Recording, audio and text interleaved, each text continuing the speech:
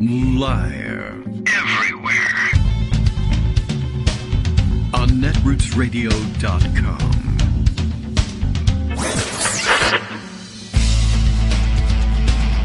David Waldman. Kagro. In the morning. Now, here's David Waldman. Well, okay. Hey, good morning, everybody. How you doing? It is Wednesday, June 15th, 2022. We missed Flag Day yesterday. That's because we hate the flag, because we're so liberal here on the Kagro in the Morning Show. Oh, yeah. I don't know what we can tell you. Not a huge major holiday. I won't miss July 4th unless that's to take the day off, which is possible. That could still happen. I haven't looked at the date yet. Oh, that reminds me. I'm going to have to get up from the desk as soon as we get things underway here. And when Greg arrives. No rush at this moment, Greg, of course, but I have left my phone, which has all the alarms on it, over on the kitchen table, way back across the cavernous KITM World Headquarters. So I'll have to run and pick that up. And as I was headed to the computer, I said, don't forget your... Yeah, so there's that. Okay, well, I can also assure you that the production staff is out of the house today and therefore not listening to the show, even against their will. But it's a happy anniversary to the assembly of our production staff, even though we assembled the production staff well in advance of the actual production of the show. They just happened to be on hand for that one. So, okay. But that's it for the personal news today, as far as I can tell. On the other hand, on the local news front, I can't add this because this has been our sort of bellwether for these things. Looking at the New York Times coronavirus tracker, I haven't checked in on them for a while, but I'm happy to report that Loudoun County appears to be quite definitely on a slow but downward heading slope. In terms of, I guess, the latest collection of data, anyway, on coronavirus spread in the neighborhood, happens to be on the decrease here today, has been for several days, and it looks like it's the case for everything else that the Times likes to measure when they send you this thing. New York City experiencing a small decrease and has been for a while. New York State as well. The United States as a whole, very barely making it to a decrease, but registering a decrease nonetheless, and Loudoun County as well. So that's good news. School wraps up here in Loudoun County today as well. So to the extent that that has been a vector, that will now be off the table. And that's a good thing. I don't think it's been terrible. Kids have continued masking voluntarily, for the most part, in certain segments of the school population anyway. Seems to be the case. So who knows, because nobody's reporting any of their numbers, and when people test positive, if they test positive at all, it's with a home test, and they may or may not be reporting those results to the county. We're well beyond that, and everybody's given up. Of course, we're being warned that that's the wrong thing to do, which is, of course, probably part of the reason why we're doing it, at least in certain segments of the overall population. Anyway, just thought I would report that news, that despite all of it, maybe we're getting to the end of this particular spike. That would be nice. It wasn't much of a spike. It was a bit of a wave. And, of course, it's no indication that's never coming back or that it's all over. In fact, all indications are that they're gearing up for what they're afraid will be another terrible spike come fall. But I guess we get our summer respite. And it's becoming a bit of an annual thing, this summer respite from COVID. This is our third time through it. So we're getting used to it. There's definitely some sort of seasonality to it. Anyway, Greg is here. Good morning, Greg. How are you? Good morning. So you can go get your phone if you want. Yeah, okay. Hang on just a second. But the thing is about COVID is the best way to prepare for it is stop measuring. So, if you stop looking, you're not going to see anything. And every single time we see a decline in something that you're watching, the underlying question, of course, is how much COVID is there in the community. But the sub-question is, and are we even looking? If you start relying on home tests, and home tests don't get reported, then frankly, you have no idea how much COVID is in your community. That's right. All I'm saying is the New York Times reporting here says, well, lower numbers. Okay, well, I reported it when it said higher, so I'll report it when it says lower, but yeah, we don't know what the hell's going on. Yeah, pretty much. So, and people are not paying attention. There's every reason to mask when you go in public if there's COVID in your community, if you want to. There doesn't need to be mandates. Every single time people get together, though, like at an emergency room conference, and everybody gets it, you're reminded that you can't just ignore it. Yeah. You can't, at least not if you want to stay COVID-free. Yeah, getting increasingly difficult to do. But as time goes on, even people who are conscientious about it, who occasionally slip or forget their mask or decide it might not be necessary, well, those instances will add up and one of them will get you. Right. It's really unclear whether or not vaccines protect you from long COVID. There's every reason not to get it. So, all that stuff is true. I don't know I still don't know anybody that says, I'm just going to go get it because, I hear people say that online. I just don't So, continue to take reasonable precautions. Don't go nuts about it. And if there's less over the summer, that's a wonderful thing. Stay outdoors if you can. If you have to go out and eat outdoors if you can. Summer allows you to do that sometimes. Anyway. Depending upon where you are. Right. Sometimes it's too hot to do South America, no. But, okay. All right, let me go grab the phone. I'll be right back. Tell us all the story. Well, I'm going to tell you about election stuff, so that's okay. Go ahead and get your phone, and I'll mention a few things. Remember, there's no point in staying up late trying to figure out who won in California because you'll have to stay up for a month. This is the LA Times this morning. Karen Bass has pulled ahead of Caruso. Rick Caruso, her Republican turned Democrat, moderate conservative opponent, who's basically a money guy. And so the last minute mail-in votes are the reason they take a while to count. There's still more than 300,000 votes to count, so we don't know who won, and both are headed to a runoff anyway.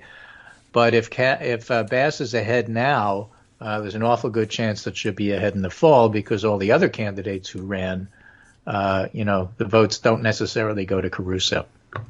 So there's that. In the GOP various and sundry primaries, there are some interesting stories. Nancy Mace won in South Carolina's 1st Congressional District against a Trumper. She has her own brand, and it's probably a more moderate district than the one that Tom Rice lost. Tom Rice was a GOPer who lost to a Trumper. Rice voted to impeach, and it was pretty much figured he was going to lose, and he did. And he said, I don't care. It's the right vote anyway. In Texas, in the special election that is really difficult to figure out what's going on, but everybody will claim they know, a Republican won in what was a Biden district over the Democrat, but that's a district that's going to change and become more Democratic in the fall.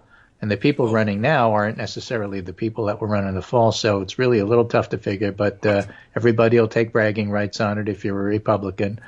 And as Simon Rosenberg pointed out, Florida certainly, maybe South Texas, certainly. But for the rest of the country, it's not true that Latinos are trending away from the Democrats. It's more complex than that. It's more nuanced than that. Latinos tend to be younger and intermittent voters. So instead of thinking them as part of your base, what you have to do is think of them as opportunity voters, which you have to win every single time. That's different than older voters who have a pattern. So older voter Republicans always turn out. Older voter Democrats generally turn out. Younger voters sometimes don't turn out. And if you want younger voters to turn out, you have to work hard to get them. And Latinos fit in that category outside of South Texas and Florida. So rather than being discouraged, it's, if anything, a wake-up call to make sure that you take care of and take advantage of opportunities. Yeah. Was this written by Latinos by any chance? I mean, it sounds great. You need to actually pay attention to us. It's written by Simon Rosenberg. Oh, well, maybe he's ghosting it for somebody else. At any rate, it sounds like a pretty good opportunity. Like, what a great thing for Latino voters. They have to actually pay attention to us and make an effort to win us over every time. I'd like that to be thought of me. But in a first that I've seen that's a real poll and not a fake poll. Suffolk University and USA Today polled midterm Pennsylvania voters, and Shapiro, the Democrat, 44%, Mastriano, the Republican, 40%, everybody else less than 1%, undecided 13%, so not that many undecideds. A 4-point vote in some states is like fixed. Like if you're leading by 4 in North Carolina, it just like never changes. Whereas other states like Virginia, as we've seen, a 9-point vote may not be solid. So it depends upon the undecided, depends upon the characteristics of the state. There's no reason whatsoever that anybody should take Pennsylvania for granted, but there's no reason to think that Shapiro's going to lose. Well, okay, good. I try to think that will not happen. Well, it could happen. It's too close. Well, but I try not to think it. But, you know, I like the polls that have them ahead better than the polls that have them behind. That's just all I'm saying. All right. I think the more important story that came out of the election is a weird one that really, and this is from AP, that was covered by PBS. This, okay. GOP commission refuses to certify New Mexico primary results over distrust of voting machines. Oh, boy. What? Yeah, exactly. Votes in a New Mexico community are at risk of not counting after a Republican-led commission refused to approve primary election results over distrust of Dominion vote tallying machines. The Democratic Secretary of State on Tuesday asked the state Supreme Court to order them to certify. Yes. On Monday, the commission, in its role as county canvassing board, voted unanimously against certifying without raising specific concerns about discrepancies. Yeah, why raise any specific concerns when you can just not do what you want? In my gut, I don't think it's right because I don't trust these machines, basically. Did they lose? Did someone they wanted to win Doesn't matter. Come up short? I'd love to know. I mean, that may be why they're doing it and they're just hiding the ball. But well, the thing is, if you don't certify, then the Democrats don't get to have a candidate in the fall.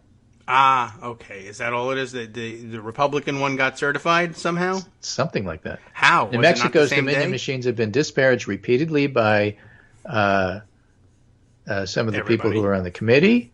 Bunch of jerks. And the couples highlighted problems during sporadic hours-long presentation to the commission. Some members of the county commission include Cowboys for Trump co-founder Coy Griffin. Remember, the Proud Boys are part of the Republican establishment in Miami-Dade. I mean, this is like real stuff, guys. So get out and vote, and there's no reason to skip. Yeah, we'll have to read this Griffin one was convicted of illegally entering restricted U.S. Capitol grounds, but not the building, amid the riots, but that doesn't matter. He's still on the commission. Guys, pay attention what's going on locally. I didn't go in the building, though. Oh, really? Are you criming now? Yeah, or as somebody said, officer, I wasn't part of the bank robbery. I was just there to cheer them on. Right, and now I have $1 million I was out in the car. Coffee can. But okay. Yeah, all right. Well, that's odd. Odd and upsetting. Under state law, county canvass boards can call on a voting precinct board to address specific discrepancies, but no discrepancies were identified. Oh. So New Mexico uses paper ballots that can be double-checked. The Otero County Commission voted last week to recount ballots from the statewide primary by hand, remove state-mandated ballot drop boxes that facilitate absentee voting, and discontinue use of Dominion vote tabulation. And on Monday, the Secretary of State said these instructions from the county commissions conflict with state and federal election law. She would only recount the election by hand under a court order. Okay. So I don't know what's going on. No. County commissioners could not immediately be reached. And the commissioner laughed Monday at the suggestion a court might intervene. What are they going to do? Send us to the pokey? Maybe. You know, so the idea that Republicans are trying to take over school boards is kind of accepted by now, but the idea that they're trying to take over local apparatus and election apparatus, and that, in fact, they can succeed in, let's say, county like Marjorie Taylor Greene's. I mean, if you have a really heavily conservative Republican area, who's to stop them except for the law? And what's the law with this Supreme Court? Yeah. Well, I mean, we've been warned 100 times. Well, now you're seeing it in action. So it's like, but I'm not. Climate change is real. Lake Mead is drying up. Oh, well, you're just No, Lake Mead is drying up. Oh, the Great Salt Lake is drying up. There may not be a Colorado River anymore. I better go see it. Yeah. Maybe I should turn the air conditioning down. Is that what you're saying? Yeah. Well, probably. Not in Texas because you probably don't have any power. Right. Well, what's the difference? Turn it up. But climate change is just theoretic. And what a theory. So what I'm not understanding is, did they have the Republican primary on a different date, or did they not use a primary? Or it's unclear. No, none of these explanatory stories really explain exactly what's going on. Come on, so PBS, more information needed. Be somehow smarter. You're supposed to make me sound smart for reading PBS.org. Yeah, it's an AP story, so it's AP.com. Get on the ball and help PBS.org get more news. Right. So I think of all of the election stories from yesterday, that was the most interesting. Yes, I think so. I mean, maybe that Karen Bass is ahead of Rick Caruso because, if you were just paying attention the day after the election, you wouldn't know that. Right. But I think that the bigger story is what's going on in New Mexico in this little county here. Yeah. And how do they have the power to do this? A great illustrative piece there, and just in terms of if the outcome is somehow, well, it's not that we're banning Democrats from running for office, we'd never do that. It's just we're using this weird system that we have. Okay, for some reason we believe that the Republican primary results were accurately measured and this person will be on the ballot, and we just won't certify this one because reasons, and if you ask us to do it, we'll go to jail instead. If the upshot is that in November there's a Republican on the ballot and not a Democrat, mission accomplished. But what about, well, I don't know. This law says we have the power to certify or not certify, and even when the court said no, it doesn't work exactly like that, we're just not going to do it. And what if the upshot is, we're just not, sorry, there's no Democrat we can put on the ballot. You're just not ready. You should have sent alternate electors, sort of situation.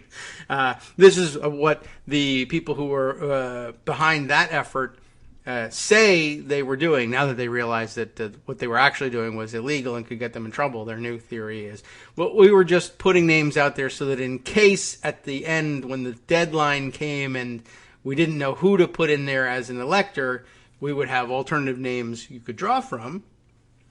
But it may be the first of several counties in New Mexico do this, and so that's why the Secretary of State's going to the Supreme Court, State Supreme Court, to try to clear this up. Yeah, and definitely a story that we have to continue to follow.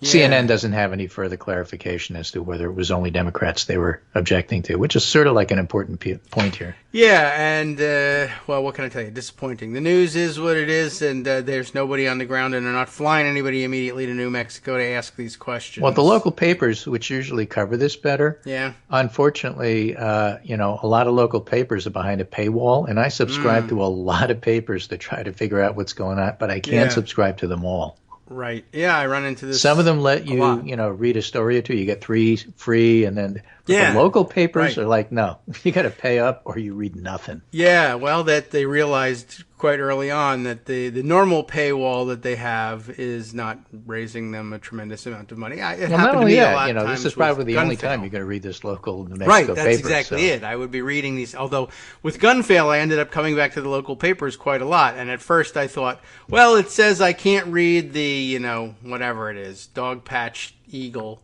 today. For one of 3 free articles. I think I'll make it through the month on this. But then, as it turns out, sometimes you don't. But yeah, then they went directly to you got to pay immediately, and you feel bad. Like, I'd love to support local journalism. There should be a Groupon or something where you can buy into a large sampling, a grab bag of local papers. I don't know. Right. But anyway, 2 quick stories before we get into the January 6th stuff, which I think is going to be what we really talk about. And speaking of guns. It really looks like this modest gun safety bill is going to fly. They now have 11 Republicans, and the 11th was Mitch McConnell, who basically blessed the framework yesterday. Okay. And this big story in Politico, how a centrist, which is to say Kristen Sinema, a liberal, which is to say Chris Murphy, my senator, and 2 conservatives, which is Tom Tillis and John Cornyn, achieved a 4-part harmony on guns. The Senate ability to tackle mass shootings with both Democratic and GOP leaders' blessing relied on 4 lawmakers with disparate political identities coming together. Or if you are a traditionalist and you're used to thinking about the Senate in a certain way, this looks like it's going to pass because of the work of this gang of 4, because everybody has to have a gang. If you think of it as a gang, then you say, okay, I know how the Senate works. I get that. And to a certain extent, it is traditional in the sense that it's person-to-person actual discussion as opposed to, what Matt Gaetz and Marjorie Taylor Greene do, which is basically grandstand but do nothing. Yeah. What happened is that, and this apparently is a true story, as reported by Politico and others, Kristen Sinema generally is so sick and tired of everybody yelling at her and trying to characterize her that she does one of those I refuse to talk to the press. Okay. So it's very hard to get her on record about what she thinks, which is why everybody doesn't know. Nobody knows, what she's going to do. So she happened to give an off-the-cuff impromptu talk to her local media that said, this is, something we really need to think about. Now, remember, Arizona had its own, Gabby Giffords stuff. So we know where Mark Kelly stands on this, but we don't know where Sinema stands. So she said to her local press, it's something interesting we really ought to look into. I wonder who the best people are to speak to. So Chris Murphy heard that. And although he's not especially close to Sinema, he contacted her within like an hour of her comments, met with her, and she went to McConnell. And McConnell said, why don't you talk to Cornyn and Tillis? And so that's how the 4 of them got together. And they started saying, isn't there something here that we can have in common? I'm not sure why Tillis, but McConnell directed her to Cornyn. And Cornyn, of course, Uvalde is from Cornyn State. Right. And they actually started to work out some common things that they could do. Murphy said at the beginning, right after Uvalde, we have to find something that can pass. We're not going to go for stuff that Republicans won't go for. So to Cornyn and Tillis, what can you support? And surprisingly, Murphy got some stuff in the bill that people didn't expect him to get in. For example, Sinema was instrumental in convincing Cornyn and Tillis that maybe the boyfriend loophole should be closed. And I think I saw that this morning. I'm not certain what it is. And I think it was Murphy who really worked on the do something about 18 to 21s. If you're unwilling to raise the age, at least make the ability to buy between 18 and 21 years of age just a little bit more difficult. And Cornyn and Tillis went for that. And that includes increased background checks for them, plus a short waiting period of some kind. We don't know exactly because, of course, they're sitting down and writing the language, but they all seem pretty confident they'll be able to do this. And part of it is I think there's really a good faith effort to say we want to have this happen, partly because there's so much pressure on the Republicans and partly because it's in their political interest to look moderate to try to stave off something even more drastic happening. Okay, well. Politics being what it is, you take what you can get. But, it's a really interesting story about how this stuff comes together. And Cornyn, I think it was Tillis who made the comment that, part of the reason this worked is because we didn't do it virtual. We actually sat down and talked to each other. Okay, I mean. Right, and I'm waiting for, by the way, we all got COVID. Yeah, well, they may all. Which is why we were doing everything virtual. Right. I've been trying to explain this at home to my older son who's got a job this summer that is virtual. And who's been complaining about the whole thing. I mean, is enjoying doing it this way, but has been complaining about not having really worked an office job normally. Say, how do you people do it? You get up, you have to spend extra hours driving to and from this thing. I don't understand. Why would you take such a job? I never will. But I don't know if we're ever going back. Here is the interesting thing, because everybody yells at Sinema, but as this piece points out, yes, Cornyn went to the border with Sinema this congressional session. Tillis and Sinema have worked together on veterans issues. Mm-hmm. Murphy clearly was the driving factor in terms of what can we get, but Sinema was the practical reason for why Tillis and Cornyn were willing to go along. Oh, okay. Right. And she was actively working on this as opposed to just stepping back and saying, whatever it is, I'm going to say no at the end. Okay. So, that's something. For those people who want to dump cinema and get anybody else, that's fine if they win. Right. It makes a little bit more sense in Arizona, but not a tremendous amount of sense given the fact that she's there. Better off protecting Mark Kelly than worrying about cinema. And in West Virginia, in terms of Manchin, who presumably will go along with this because everybody else on the Republican side will. Mm-hmm. And I don't think he's going to be the person to hold it up. And if they have 11 votes and maybe even more Republicans, it really doesn't matter what Manchin does. True. So, for those who like to hate on cinema and Manchin, they have their use and purpose sometimes. I guess so. If it were, who is it, Kevin Kramer, I think? What? Who? Is that his name, Senator? Maybe. I don't know. Do we have one of those? I don't know. I really don't know. One of them Midwestern states. Said something along the lines, I don't really care about red flag stuff. I care about red wave. Okay. Which basically tells you everything you need to know about how the Republicans were approaching this. Yes, pretty much. So if you want one of them, I'd frankly rather have Sinema or Manchin, who you could occasionally, convince to do something useful. Yeah. Well, I guess that's true. And I forgot all about him, but Kevin Kramer, yes, in fact, is a United States Senator from North Dakota. Yeah. So, I think, again, that was worth mentioning. And then finally, before the break, and we'll do a lot on January 6th after the break, there is no committee meeting today. It was suspended, according to Zoe Lofgren, because the videographers need more time. And I took that to mean that they're preparing for just in case one of the witnesses doesn't show, which is what happened on Monday. Yeah. But this morning is one of those Supreme Court announcements. Oh, yes. And they're putting fencing up, so keep an eye on Dobbs. Mm-hmm. Yes. Could be that. Could be anything else that they're just angering people with in general. But anyway, there will be a hearing tomorrow, Thursday afternoon, and tomorrow's going to be Hang Pence Day. Okay. Perfect. Hi, it's me, David Waldman, the same guy who was just talking to you a second ago. Our Patreon subscription drive is still going strong, with over 175 monthly donors who help keep us on the air. If we've helped keep you going during the pandemic, why not return the favor and help us keep going so we can all be together for the next disaster? Patreon.com, Patreon.com, makes it easy to make secure, recurring monthly contributions to support our show. Patreon.com/KagroX gets you straight to our donation page. Maybe you'd like to thank us for keeping you sane during the Trump era. Maybe you're looking forward to in-depth explanations of what's going on in the Biden administration. Whatever it is that keeps you listening, we need your help to keep bringing it to you. And hey, if you happen to prefer using PayPal or even the Square Cash app, we're up and running with those options too. Thanks again, everyone, for all your support. We literally could not do this without you.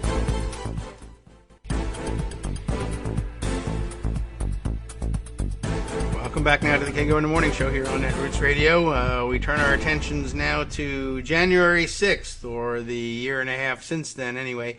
Hearings thereof. They have been developing the record, which they're putting on display again tomorrow, but not today. Yeah, so on Monday on the show, I tried to put in perspective what had happened Thursday previous. A nighttime show, an evening hearing, which I thought was riveting and well done, overview, and got pretty good ratings. Yeah. I don't know what the ratings were for Monday morning, but I do know that for all the blather from Fox News Cable, which didn't show the Thursday evening hearing, even though the network Fox stuff did, Cable did show the Monday morning hearing of this week. Which is interesting because the whole evening claim on Fox News is it's not legitimate, and that's why we're not showing it, except for the part where we do. Okay. In fact, I think the whole summary of exactly what happened with Fox News is probably best illustrated by Brit Hume. Oh. Why? Who went from, this is ridiculous, nobody's watching, nobody cares, it's stupid, why are we even doing this, to something he said on the 14th, yesterday, which is if they succeed by staining Trump such as he is unable to, for legal or political reasons, run again, They might find out he's done the GOP a great service, because I think a great number of Republicans think they can't win with Trump and they'd like him to go away. So this is how you pivot from this is ridiculous and illegitimate to, okay, people are watching and it's meaningful, but it's good for us. I see. Yeah, I can see how they would be more comfortable with that spin. Certainly. So as Nancy Letourneau says, the evolution of Brit Hume's commentary tells you everything you need to know about the success of the January 6th committee, which I think to a certain extent is true. Really? I feel like we need to know more. Well, good. Let's talk about that. All right.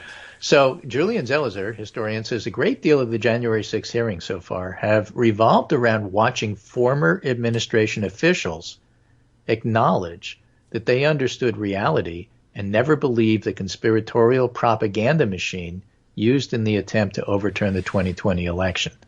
And in fact, we've talked on the show about how Liz Cheney and the committees deliberately highlighting Republicans. Yes. Whether it's this is a great place, great presidents lie here in state like Ronald Reagan and Dwight Eisenhower. Everything is about Republicans. And I think it was Mike Lukovich from the Atlanta Journal-Constitution, great political cartoonist, who had a political cartoon of Kevin McCarthy, said, "You see, I told you these were hyper-partisan hearings. The only people testifying are Republicans." Well, he's right. Well, so Lukovich got it. I mean, it was pretty clear about what was going on here. Yeah. And that's part and parcel of the whole thing. So this is a piece by Norm Eisen, Noah Bookbinder, and Fred Wertheimer that appears in CNN Opinion. The January 6th committee is methodically building the case for a criminal conspiracy. The committee had a tough act to follow. It opened on Thursday with a gut-wrenching hearing meant to jolt Americans and make the case there's been a conspiracy to overturn the results of a free and fair election that resulted in horrific violence. The message of that hearing was that Trump bore both moral and criminal responsibility for the attack. On Monday, the committee began the focus but no less important work of substantiating each element of the case. And that's why the pundits, Aaron Blake in particular, I'm thinking of from the Washington Post, who said, these hearings are great, but they haven't made the case so far. Well, they only had the first overview. Yeah, you haven't even waited for the next week's hearings on individual topics they said they were going to talk about before you made that pronouncement. That's ridiculous. That does seem awfully dumb when they have given you the schedule and told you it's a 7-part series. And they haven't even done part 1 yet. All they did is the overview. They did the executive summary. Well, this doesn't convince me. Well, because you didn't read the footnotes. Right? So I think that's important. Now, this is a piece from Mediaite. Whopping 69% say, quote, attempting to overturn election results is a crime in a post-January 6th hearing poll. This was done by Morning Consult. I gave you some of the results of the poll. That's the first thing that I sent you. And it's kind of interesting because if you hone in on one thing here, this is a national tracking poll, and ask the question, do you believe each of the following is a crime? And some of the things they ask about are such things as elected officials misleading Americans about the outcome of an election, attempting to overturn the results of an American election, and claiming that presidential elections are fraudulent without evidence. Now, let's just do the first one for want of time to do everything. But elected officials misleading Americans about the outcome of an election. Do you think that's a crime? Yes, definitely, or yes, probably. 69% of all respondents say yes. Okay, and the interesting thing about that is if you look at Biden voters, 81% say, yeah, that's a crime. Okay. It's a crime to mislead Americans about the outcome of an election. If you look at Trump voters, 57% say, yeah, it's a crime. Mm-hmm. So if the committee convinces people that that's what Trump did, the public is already primed to accept that, this is bad, not good. This is not something you should have done. Okay. Well, now we have to convince courts that matters. Yes. But, I mean, again, they'll be ready to accept the verdict. The audience for these hearings is disparate, but they include Merrick Garland, who says, I know, I'm watching. Well, right. He had a press conference to say, I know, I'm watching. All the prosecutors are watching. Okay. What does that mean? Well, we'll see. But, he's one of the audience. I'm sorry, I didn't prosecute him. If he said, look, I'm not watching, then that would be a fail. Right. Yeah, and he could easily have done that. I don't want anything to interfere with our investigation that we're working so hard on. Now, another audience is the media. The media clearly is getting it. They're writing story after story after story with some major ones that came out between then and now, which we'll get to. Okay. And then, of course, the public, but I'm saying the public is already primed. Right. So the big story that came out between Monday and Wednesday today, and today was supposed to be the hearing follow-up on it, but we're not there yet. But it isn't. Yes. Is this incredible story in the Washington Post. I don't know if you read it, but if there's one thing to read today, it's this one. New details emerge of Oval Office confrontation 3 days before January 6th. I don't believe I've read this one, but do we Jeffrey know this Clark, story? a mid-level Justice Department official, wanted Trump to name him Attorney General in a plan aimed at potentially overturning the election. Sure. And this, perhaps even more than January 6th, was the closest the coup came to succeeding.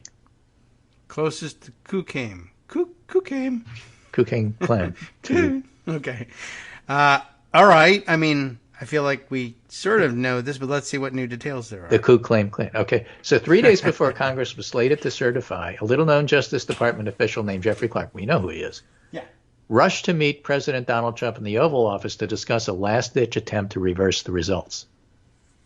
Yes. Now, Clark has said, I was just giving options, and then when asked for detail under oath, he said, I plead the fifth, I plead the fifth, I plead the fifth. That's one detail. Clark, an environmental lawyer by trade, had outlined a plan in a letter he wanted to send to the leaders of key states Biden won. It said, this letter, the Justice Department had, quote, identified significant concerns, end quote, about the vote, and the state should consider sending, quote, a separate slate of electors supporting Trump, end quote, for Congress to approve. He wanted to send this letter to places like Arizona and Pennsylvania and Wisconsin. Yeah, I knew that he wanted to send one like that to Georgia, although I think a new element in it. I don't recall hearing that he had suggested the alternative slate. Right, exactly. In fact, Clark's bosses had warned there was no evidence to overturn the election. They had rejected his letter days earlier. Yes. But then they went around him. He went around them, didn't tell them, and met with Trump. They were really pissed about that and said, don't do that. Yes. And then he did it again. Oh. And again met with Trump. Oh. So they rushed over there. Acting Attorney General Jeffrey Rosen tracked down his deputy, Richard Donahue, who had been walking on the mall in muddy jeans. There was no time to change. They ran to the Oval Office. As Rosen and Donahue listened, Clark told Trump he would send a letter if the president named him Attorney General. History is calling, Clark told the president. This is our opportunity. We can get this done. And that's the one where you've already heard the story. Donahue urged Trump not to put Clark in charge. He's not competent and warning of mass resignations. Yes. So you heard about that one. Donahue said, what do you think happens if within 48 hours we have hundreds of resignations from your Justice Department because of your actions? What does that say about your leadership? Mm-hmm. So that's one of the focus. Key witnesses have provided Congress with a fuller account of Clark's actions, a reconstruction of the events based on the court filings, depositions, Senate and House reports, previously undisclosed emails, and interviews with knowledgeable government officials. That means Rosen and Donahue were speaking because they're the ones that were there. Show how close the country came to crisis 3 days before the insurrection. Okay. Clark and his lawyer, Harry McDougald, declined to comment. Okay. And then Clark was an environmental lawyer. Yes. I have to find the quote from Donahue. Yeah, I think another one you're speaking of. Right. Yeah. So basically, in front of the president, Donahue said, you don't know anything about anything. Why don't you go back to, we'll call you if we have an oil spill. Yeah, right. Big burn. But yeah, this was a guy who had no business doing this. But what an interesting, there was a coup in the Justice Department almost. Right, and that was to be the focus and will be the focus of this hearing when it gets scheduled. There was no chance I would sign this letter, anything like this letter, Donahue emailed Clark on the afternoon of December 28, 2020. He stressed the Justice Department investigation into possible fraud were so small they'd simply not impact the outcome, which is what the data people told Trump on Monday. Right. We had the hearing where they basically laid out that even if you added it all up, it's not going to change the election. So Rosen summoned Clark to a meeting along with Donahue. Clark explained he'd been looking at allegations.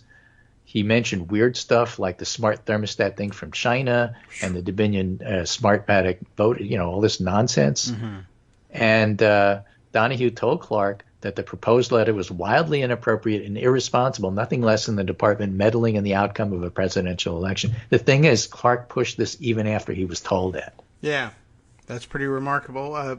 Not unexpected for a guy like that would believe something like that. You should continue to monitor him because, he will go around you. And I don't know whether he just successfully wormed his way around or whether they didn't monitor him enough because they tried to. And after the initial, the point is Clark was still trying to do this even after his superiors told him to stop. Shortly after the clash between Clark and senior Justice Department officials, Clark told Rosen if he reversed his position and signed the letter, then Rosen could remain Attorney General. Mm-hmm. Right. Sure. Rosen told the Senate committee, and Rosen refused. Donahue told Clark, you went behind your boss's back, you're proposing things that are outside your domain, and you don't know what you're talking about. And the following day, Clark told Rosen he just talked with Trump, and the president had decided to offer him the position. He decided to take it, so if you don't do this, you're going to be replaced. And Rosen said to Clark, I don't get to be fired by somebody who works for me. Right. But I talked to the president, Yeah, and exactly. With this president, that could work. And then they had that meeting where Trump backed down because basically Clark that is amazing. Clark was told by Rosen and Donahue that if you go ahead and do this, then the entire department basically is going to walk. Yeah. And I still am amazed that worked on those guys. I mean, it should work on somebody who's sensible because you'd say there's just not going to be anybody here to operate the department. You can say whatever you want at the top, but no one's going to execute any of these things. But I'm surprised that Trump and Clark weren't inclined to say, we'll see. I'll bring some people in. We'll bring some temps. Right. So at that meeting, Donahue says to Trump, Clark has no qualifications to be Attorney General. Here's the quote I was given before. Yes. He's never been a criminal attorney. He's never conducted a criminal investigation in his life. He's never been in front of a grand jury, much less a trial jury. And Clark objected and said, I've done a lot of complicated appeals and civil litigation. And Donahue said, yeah, that's right. You're an environmental lawyer. How about you go back to your office and we'll call you when there's an oil spill. This is in front of Trump. We will spill oil if you want. Yeah. And then Pat Cipollone, the White House counsel, says to Trump that Clark's proposed letter was, quote, a murder-suicide pact. And it's going to damage everybody who touches it. And we should have nothing to do with the letter. And I don't want to ever see that letter again. Wow. Well, I mean, they certainly put it in the strongest possible terms. But you can see that. But that's why Trump ultimately didn't do it. But how amazing, when we say, this is how close we came to a coup, et cetera. Well, this is how close we came. Yeah. Well, not only is that true, but I guess it's amazing from a slightly different angle that not only is that how close we came and gosh, how weird it is, but how close Trump was willing to come to, how easy it is to get Trump to do something that's so obviously crazy and counts as a coup. Because when you talk to him and say, okay, we want to do this, and the people around him who are trying to be sane are saying, well, you can't do that for this, this, and this, Trump will say, okay, well, how about this other thing we want to do? Oh, you don't think that it's thermostatic stuff that's somehow coming over from China? What about Frankfurt? What if it's a refrigerator? What if it's microwave? Yeah. What about Venezuela? And you talk, well, there's no. Well, what about this other country here? What about Russia? Well, you don't talk about Russia. What's also interesting is that Trump sort of reverts to form. It's funny. I wonder how much that sort of sick burn thing had to do with saving us from that coup, because Trump is standing there saying, this guy's making a lot of sense, I'm going to do what he says, and then somebody says, well, you're an environmental lawyer. I'm going to humiliate you right in front of your boss, and then humiliating him, that, and then Trump goes, I love humiliation, that was exactly. that, oh my God, you're such a loser. All right, I'm not going to do your thing, you're such a loser. You want to give Mike Pence a medal for helping to save the country? No, I do not. Give it to Donahue. Yeah, maybe. I wonder if that had some. With the way Trump is, he swings so wildly like that, and then I bet that he really was. He probably laughed at it and said, "All right, you're a loser. I'm not going to do your thing anymore." Yeah. Wow. I wonder. You can't stand up to Donahue. How can I appoint you? It's not going to work. I mean, it's not like I'm averse to it, but it's not going to work. And so the overall picture here, is that of Trump desperately trying to stay in power. Mm-hmm. And, other commenters have noted this, but it's just the thing that made the Nazis able to take power weren't the handful of Nazis at the top. It was all the good Germans who said, well, I'll figure out a way to do this because it's part of the bureaucratic apparatus. Mm. It's the Albert Speers of the world. I see. And so Trump says, well, I want to overturn this election result. And suddenly people like Jeff Clark, who's basically a minor bureaucrat, come out of the woodwork and say, well, I'll figure out a way to do it for you, boss. Yeah. Well, there's so many of them. True. Some of them are trying to, save their skins, like Bill Stepien, or as Tim Miller put it, you're not part of Team Normal as you presented yourself on Monday. You're part of Team Coup. Because, what were you doing there? And why didn't you speak out then? And, so on and so forth. But there were so many people, even in the face of you've already lost, that were still willing to come out of the woodwork. Yeah. And you got to figure out their own motivations. It's hard to get Jeff Clark's motivation because, he pleads the fifth to everything. Right. So he won't tell you. Well, I refuse to tell you why I supported this coup on the grounds that it may incriminate me. Right. Well, except that we also know that he was going to make him Attorney General and possibly Attorney General forever. But you're not going to hear it from me. Right. But you'll have to guess. You'll have to guess, exactly. So what do you do with all of this? And I happen to think that the best interviewer in the country right now from the journalistic perspective is Isaac Chotiner. He just gets people to say stuff. All right. But sometimes, he's interviewing a friendly, and he still gets people to say stuff, and he puts it in a way that's easy to understand. So in the New Yorker today, June 14th, the two-pronged test that could put Trump in prison. As this January 6th hearing unfold, a former U.S. attorney, that's Barbara McQuade, discusses the possibility of criminally prosecuting the former president. Yes. Because that's really where all this stuff needs to go. Yes. So he basically says, okay, all this complicated stuff, if a case is made against Trump, what precisely would it be for? And there's something he leaves out of here that he doesn't even get to. And I'll tell you right now, Tish James is looking into it. And that's the grift. You talk about Trump reverting to form. His entire life has been a grift. Yes. And using this entire grift to raise money from his supporters that he then does not apply to anything, setting up a defense or some sort of recount or anything. He just takes the money and pockets it. Mm-hmm. Potential wire fraud, and Tish James is looking into that. All right. This piece from the Daily Beast, New York AG looking to probe Trump's $250 million in big lie donation. Mm-hmm. Okay, and Adam Davidson points out, shocking fact, nobody's truly investigated Trump's business links to Russia. Nobody, not the FBI, not Mueller, not J6 committee, not their job, not as far as I can tell Manhattan DA, New York Attorney General. Some reporters have been bitten into big chunks like Fahrenhold, but there's not been the comprehensive work one might expect showing how his business works. Every single deal I look at is right for investigation. In Indonesia, he's partnering with a theatrically corrupt Harry Tano. In the Philippines, he partnered with deeply corrupt and violent men. Trump Vancouver and Toronto projects were shocking, et cetera, et cetera, et cetera. Goes on to talk about some other stuff. But the point is, grift is his life. And so, this may be one of those situations where we're going to talk about the deep implications of trying to convict a president, former president, of sedition, mm-hmm. while in fact you don't get Capone for murder, you get him for tax evasion, and it may be that what happens is he gets nailed at state level for wire fraud. Could be. That's not included in this piece here. Right? This is about something else. So if a case is made against Trump, what precisely would it be for? And McQuaid says, look, it would require a full investigation to see if you can mount sufficient evidence, and the Justice Department will be the first to tell you it investigates crimes, not people. But with that in mind, it seems to me that some potential crimes here are, first, conspiracy to defraud the United States, and second, conspiracy to obstruct an official proceeding. The first one's more broad. The second one is more specific. And Chotiner says, what do you mean conspiracy to defraud the U.S.? Well, the statutory citation, that's where you get into the Silk-Rows. Title 18 of the U.S. State Code, Section 371, sometimes referred to as the Klein conspiracy after a case named United States v. Klein. It's used in cases of tax violations, but what it means is somebody with a fraudulent intent did something to obstruct or impede the official functioning of government. So if Trump and others conspired to defraud the American people and interfere with the proper transfer of power, could be as simple as getting Mike Pence to refuse to certify the vote. That's tomorrow's hearing, the Hang Pence hearing.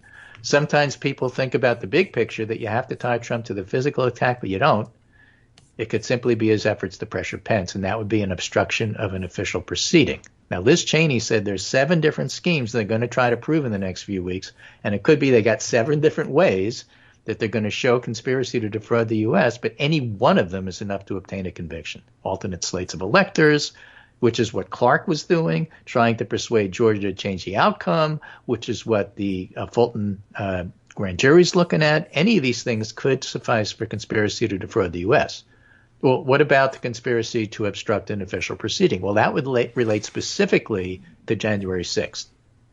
So the broader one is everything, including Rosen's trying to stop Clark from taking over the Department of Justice, whereas obstruct an official proceeding is hang Mike Pence on January 6th. Yes. Now, one could lead to the other. They're connected. And Schoedner's listening to these, and like a layman, like myself, says, well, these are connected but separate things. This is confusing. Let's try to sort this out. The first is Trump trying to obstruct the certification of Biden. And the second is the law breaking that occurred from the mob on January 6th. Yes. The mob may have been a tool to put the first scheme into effect, but the mob also broke specific laws on January 6th.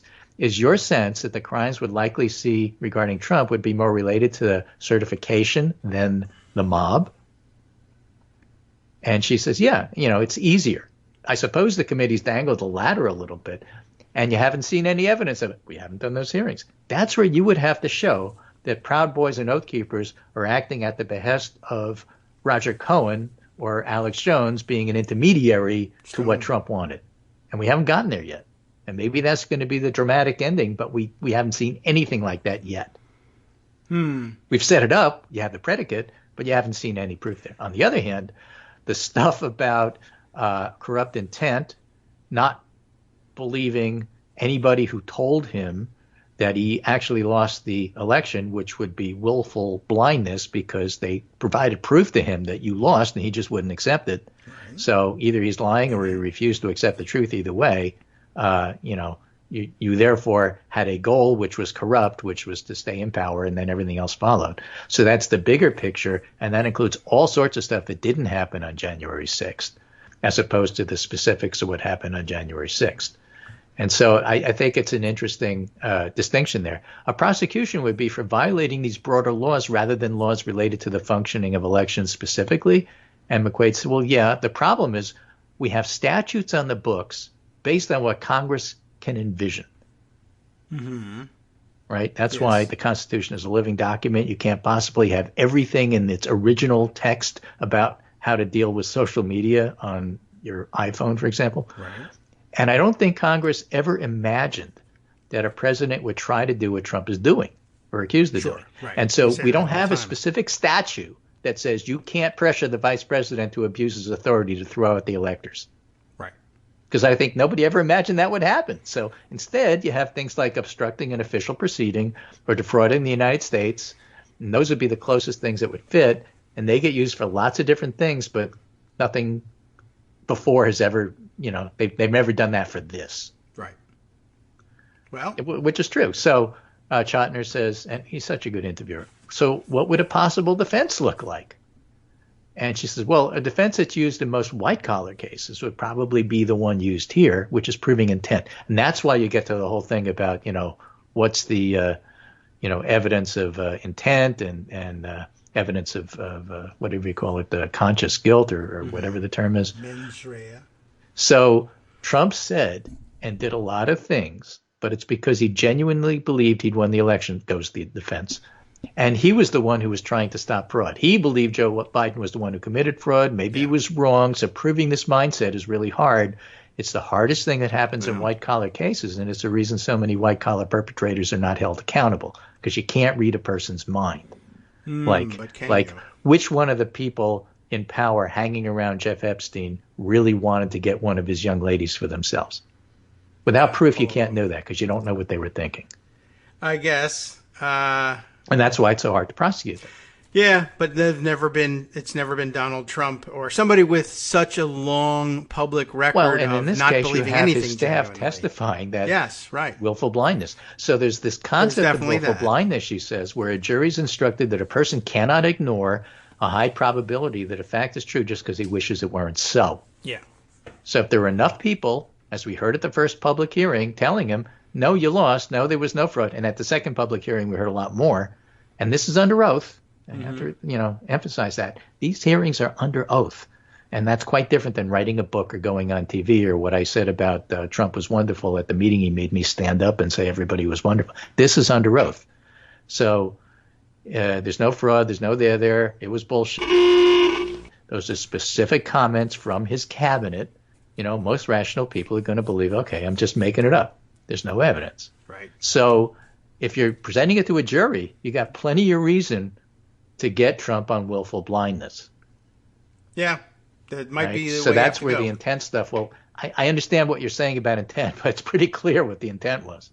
Yeah, I think that with Donald Trump in particular, it might be a little easier to do than with most white collar defendants who are strangers to a jury initially, and now we have 4 years as president plus.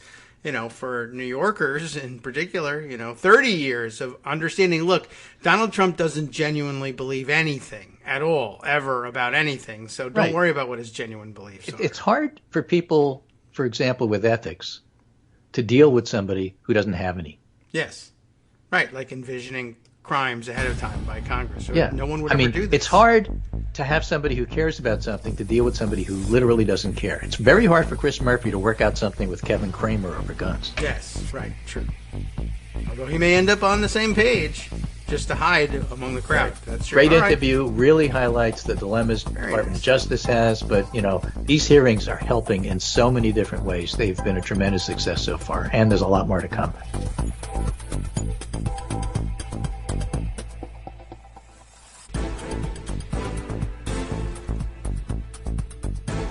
All right, welcome back now to the Kagro in the Morning Show here on Netroots Radio.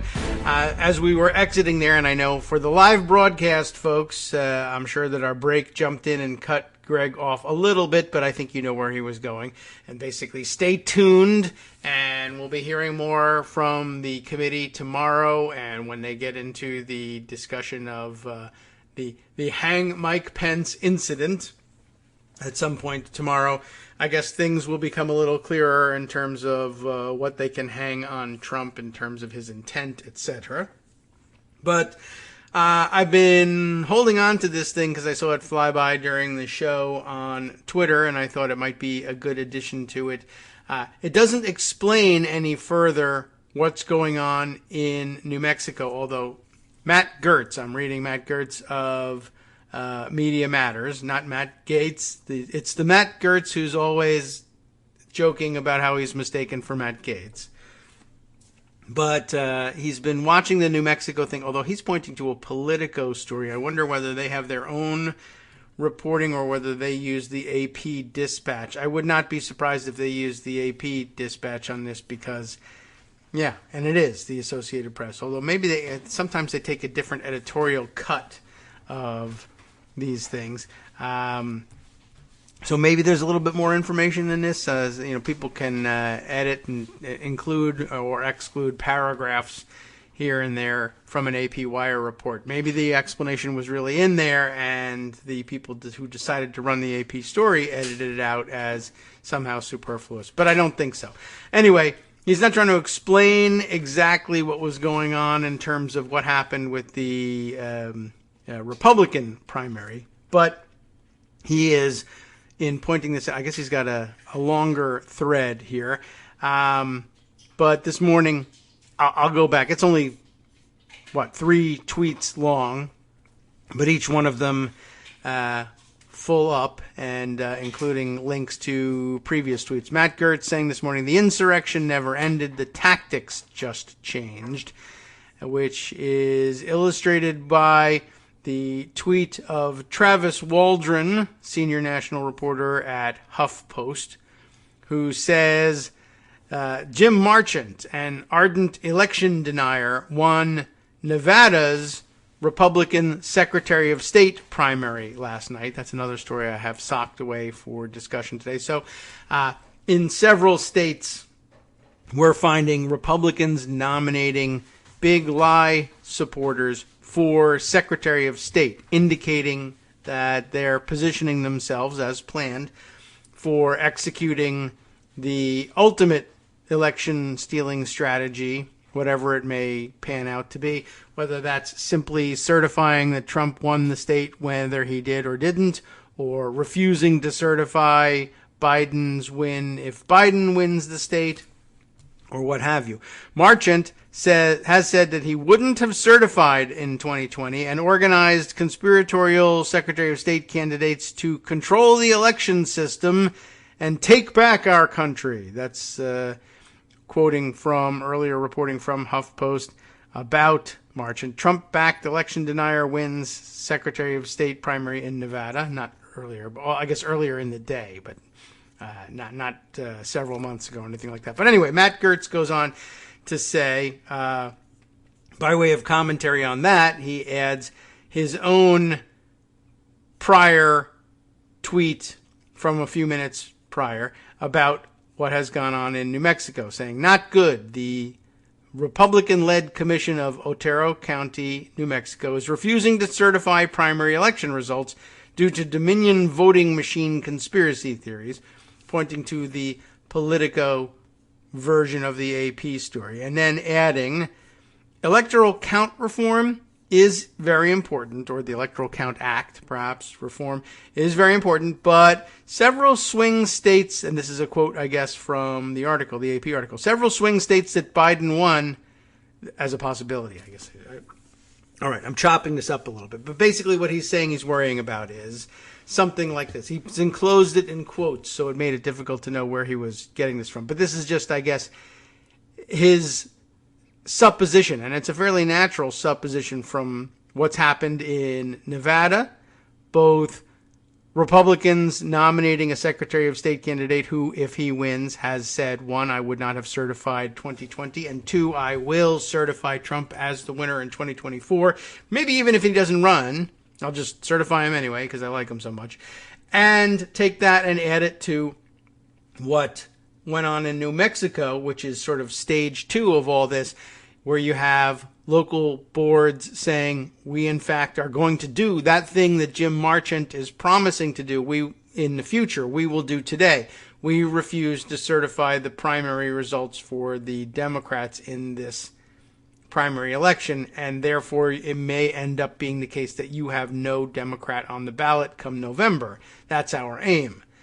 Matt says electoral count reform is very important, but the scenario in which someone says several swing states that Biden won refused to certify electoral votes altogether, alternative slates or not, remains the election theft possibility that worries me the most, right? And again, possible failure of imagination by Congress to predict this. I mean, it's excusable if you're talking about folks in the 1800s not anticipating a president of the United States pulling a heist like this.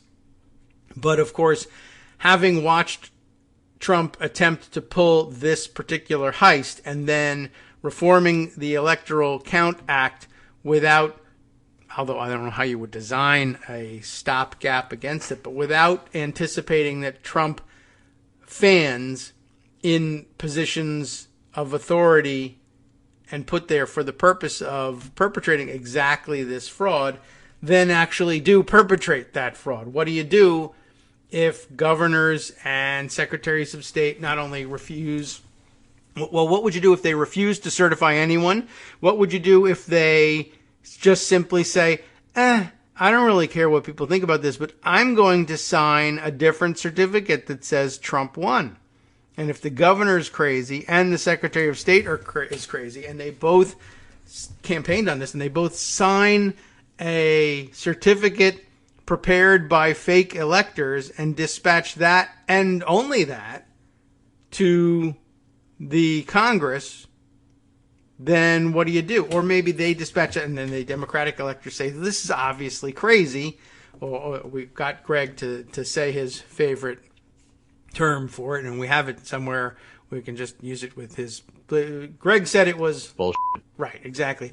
And by the way, a lot of appreciation for the use of the new censoring tone. Instead of using the bleep here, using the very much more fun car horn, antique car horn, that just makes the blue language that much more interesting, don't you think? Well, this is complete bull. Right, so fun, right? Anyway, it made the task of editing it more fun. Today I have the task of editing it just once instead of 5 times.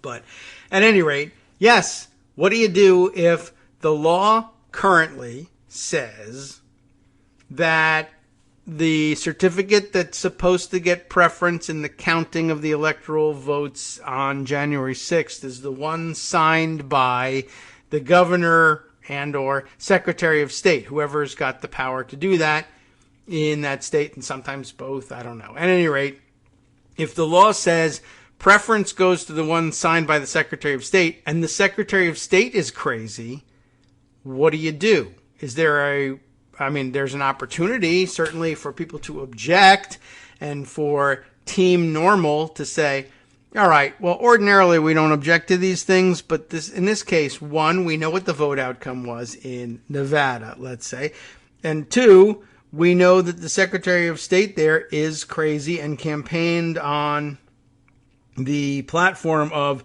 signing a certificate only for Donald Trump, no matter what happens, and now he has done just that. We can't accept this. And then, of course, there will be some Republicans who, without any shred of hypocrisy, no indications that they understand the hypocrisy of it, will say, I thought you people said that objecting to votes was something only crazy people who are plotting coups did. I don't understand why you're standing in the way of this. How dare you? You're a hypocrite. And they would do that, for sure. But, yeah, what do you do? And I don't know that any Electoral Count Act reforms yet contemplate how to deal with obvious bad faith by people who, through whatever crazy fluke of the electoral system, hold the great seal of the state of whatever they're from, state of Nevada, and are entitled by law, even the reformed Electoral Count Act, to put their signature to these things. That's all it is, and it's pretty audacious and everything, and I understand why people thought originally no one would ever do this, but you are now dealing with a crowd of people who say, I don't care that people will allege that I'm crazy or hypocritical or off my rocker or a conspirator or a traitor or abusing my office or violating my oath of office. I'm going to sign this thing because I like it. It's fun and I want to do it. I'm a gimmitarian. How do you deal with it? So Gertz is right there. I'm still waiting, and I wonder whether we're ever going to get any more reporting about what's going on in New Mexico. It looks like Greg might have sent me a late note about this. Let me scroll down and see. Here's from the Alamogordo News. He found something. So let's see, and I think he excerpts it up here. The race for the Republican nomination for the District 2 Otero County Commission seat is expected to be recounted. I'm going to need context, I think, here too, because I thought we were talking about something else. So let me just open the article. We might as well parse through it. Why not? This is clearly bigger news than you would anticipate coming out of Otero County or Alamogordo on any given day, but look, crazy lives where it lives. What can I tell you? Otero County declines to certify New Mexico primary election results, cites voter fraud concerns. This part we have figured out already. This, though, comes from Nicole Maxwell of the Alamogordo Daily News, and here's what it says. So the commission did not approve the 2022 primary election canvass at its special meeting on Monday, June 13th. The decision came after discussions at this and other Otero County Commission meetings where it was established that the Commission does not trust the accuracy of Dominion voting machines. So far the same, but a little more detail. I do not trust these machines and I want Otero County to have a fair election for everybody. Otero County Commission Chairwoman Vicky Marquardt said. The New Mexico Secretary of State spokesman Alex Curtis said that the Otero County Commission did not follow any current legal protocols. Not any. Wow. We are evaluating our next steps on the Otero Commission's vote today regarding the hand counting of ballots, but there is no current legal protocol for such measures outside the post-election audit, Curtis said. Again, that vote by the Commission was not following any legal election protocols, is not based on any issue identified in the 2022 primary election results specifically. And that's an interesting point in all of this, right? They're not pointing to any specific allegation that something went wrong. They're simply saying that Dominion voting machines were used. I am one of the people that believes that Dominion vote... No, I'm not. They are. They're saying that they are among the people who don't believe that Dominion voting machines fairly tabulate or count votes. I heard that on the radio, and I now believe it, is what they're saying. And that's it. Not, I heard that happened here. Not that 5 people told me that they voted for the Republican, but it registered for the Democrat. Just, I heard from somewhere. I heard from somewhere that these things don't work right. And so therefore, I'm not certifying the vote. Okay. Well, the next question asked in this next section here, how are elections certified? Actually, they need the editor to give a look at this thing. How are elections are certified? Okay, you can just do it with one of the R's there. The process of certifying a primary elections canvass is required. Is required to continue the election process into the general election in November. Actually, the editor could look at that sentence too. In this case, canvass means to examine votes officially for authenticity, according to Merriam-Webster Dictionary. Okay. We're at the dictionary definition stage of things here. The county canvass has to be done first before it can go to the state in order for somebody to be issued a certificate of election. Otero County Clerk Robin Holmes said at the June 13th meeting. It's part of the steps that happen if you look at the statute. And here we're talking about real brass tacks here. You have an election, right?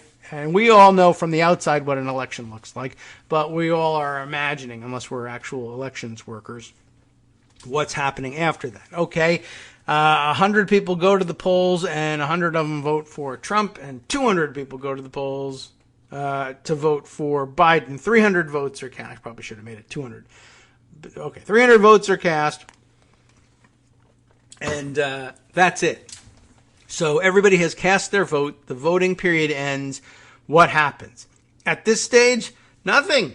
We don't know who won. The votes are all in the box. Yeah, you got to take the votes out of the box. Or open up the Dominion voting machine and download the results or whatever. And then somebody has to say, all right, I can see that the results are 200 votes for Biden and 100 votes for Trump. Whether they're paper ballots or it's electronic voting machine or whatever. Somebody has to open it up, see those results, probably show that to somebody else, and the two of them agree that that's what it says, and then they write it down, and they sign the thing, and they hand it over to somebody. And now somebody has an official record of there being 200 votes here for Biden and 100 for Trump. Before, all it was a bunch of people saying they were voting. But now we translate the votes into results. And that gets passed up the chain or whatever. But I guess at some point you could say, well, wait a second. How do we know that that's really the actual result? Should we double check? I guess you could do a canvassing of the votes here. Show me the ballots. Show me the tape from the Dominion voting machine, whatever it is. And then we say, all right, fine. The canvassing, we will total everything up. Usually, you're dealing with one or two different precincts or whatever. But each voting machine will spit out its results, and maybe at this precinct you have 10 voting machines, and you got to open all of them and either take out all the ballots and count them, or take out the tape from the electronic voting machines and total it up. And that's how you get to the 200 for Biden and 100 for Trump. We skipped that step even. But a canvassing that says, all right, this is how many authentic votes were cast, and this is the number that we're going to report to the state, and the state collects all of those from all over whether you go to the county and then the counties to the state, doesn't really matter at that stage. But yes, there is a process by which people's balloting then gets translated into an official result that is signed by whoever the local elections officials are, handed over to the county elections officials, who then certify, yes, this is what I got from all of my precincts.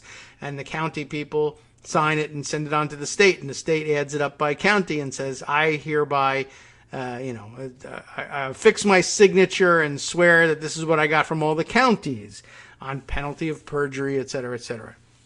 And then the Secretary of State finally says, all right, well, here's the statewide total. I now see that the numbers say that Joe Biden won. I will now certify that based on what I got from the state canvassing board, and under their signature, under penalty of perjury, they say Biden won. I'm not, a normal person says, I'm not going to contradict that. Here's my signature bearing witness to the fact that I am passing on what I have been told are accurate results from the state canvass. The state canvass, in turn, has signed something that says this is the accurate result based on what we got from the counties, which I understand have likewise been sworn to by the county officials. The county officials say, I only passed on the results from this county to the state based on the fact that local and precinct officials swore to me that this was the results of their canvassing of opening all the ballot boxes and voting machines on the local level. So the local guys count what's in the machines or in the boxes and swear to the numbers to the county. The county says everybody has sworn on their numbers in my county, and these are the totals. I hand them to the state. The state says, on penalty of perjury, everybody beneath me at this stage has sworn that these are the numbers, and so therefore, Secretary of State, I swear to you that this is what I got from all the people who swore that this is what they got from the people who swore that they counted correctly, and that's that. That's how it really works. I mean, I don't know whether that made it more or less confusing.